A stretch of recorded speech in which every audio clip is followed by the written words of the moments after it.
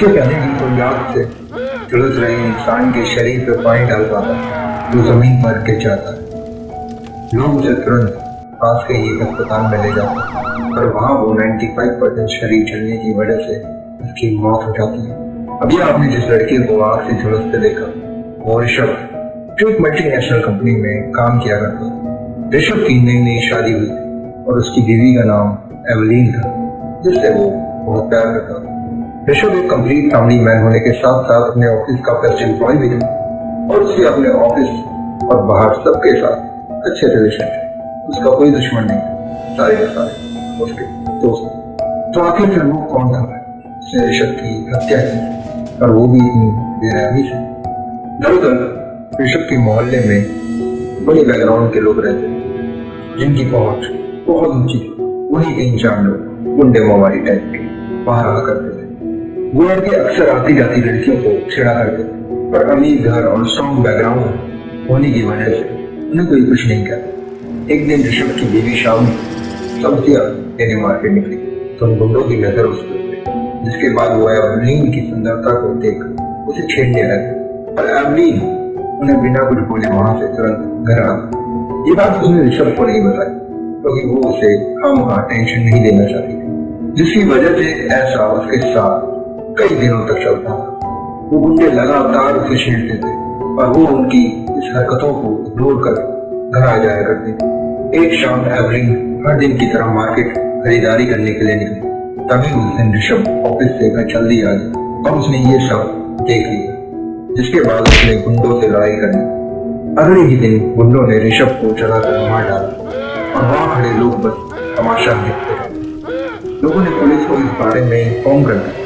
इसके बाद पुलिस सीधे हॉस्पिटल पहुंची और ऋषभ की बॉडी को पोस्टमार्टम के बाद उसके घर उसकी बीवी के पास भेज दिया गया। पुलिस ने भी इस मामले को दबा दिया क्योंकि ये केस हाई प्रोफाइल लोगों से जुड़ा हुआ। एवलीन इधर ऋषभ को याद कर हर दिन रोया करती थी। वो हर दिन ऋषभ की तस्वीर हाथ में लेकर कुछ बोला करती थी। घर में मातम छाया हुआ था। एक दिन उन तीनों गुंडों में से एक अपने घर में चैन की नींद ले रहा था। तभी उसे अचानक से बहुत तेज आवाज आती है। वो उठकर अपने बिस्तर से देखता है तो उसे वहां कुछ नहीं दिखता, जिसके बाद वो दोबारा सो जाता है। आवाज दोबारा आती और इस बार पिछली बार से कई ज्यादा। आवाज सुनकर वो उठता है और आगे बढ़ने लगता है, पर अंधेरा होने के कारण उसे कुछ दिखाई नहीं दे रहा होता है। वो अपने फोन की फ्लैश लाइट ऑन करता है और किचन की ओर भागता है, जिसके बाद वो देखता है कि बाहर तेज बारिश हो रही है, बादल गरज रहे हैं। तभी एक डरावनी सी आवाज उसके कान में आती है, जिसके बाद वो डरते डरते पीछे मुड़ ही रहा होता है। तभी अचानक उसका फोन स्विच ऑफ हो जाता है। घने अंधेरे में वो हिम्मत करके धीरे धीरे पीछे मुड़ता है तो उसे कोई नहीं दिखाई देता, लेकिन तभी अचानक से तेज बिजली कड़कती है और उसी रोशनी में उसे दिखाई देता है ऋषभ का पट्टी से लिपटा अधजला भयानक चेहरा। ये देखते ही उसकी रूह कांप जाती है।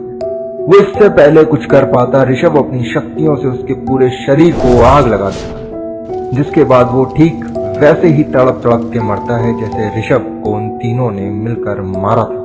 देखते ही देखते बाकी गुंडों को भी ऋषभ ने कुछ इसी तरीके से 1 महीने के अंदर ही मार डाला। तीनों गुंडों की मौत की खबर ऋषभ की पत्नी एवलीन को मिली और तीनों की मौत जिस तरीके से हुई थी उससे एवलीन को भरोसा हो चुका था कि वो और कोई नहीं बल्कि ऋषभ ही था, जिसने उसके साथ हुई छेड़खानी और अपनी मौत दोनों का बदला लिया। देखते ही देखते ये बात पूरे मोहल्ले में फैल गई और लोग ऋषभ की आत्मा को अब सच मानने लगे थे। ऋषभ को अन्याय बर्दाश्त नहीं था और वो लोगों के साथ गलत होता कभी नहीं देख पाता था, और शायद इसीलिए ऋषभ आज भी लोगों की मदद करता है, एक इंसान ना सही बल्कि एक साया बनकर। अब ऋषभ की बात चारों ओर फैल चुकी थी और लोगों को यह भरोसा हो चुका था कि ऋषभ की आत्मा वहां कभी कुछ गलत होने नहीं देगी, और शायद इसीलिए आज भी जब वहां कुछ गलत होता है तो लोग कहते हैं घबरा मत, जवान इसका बदला लेगा।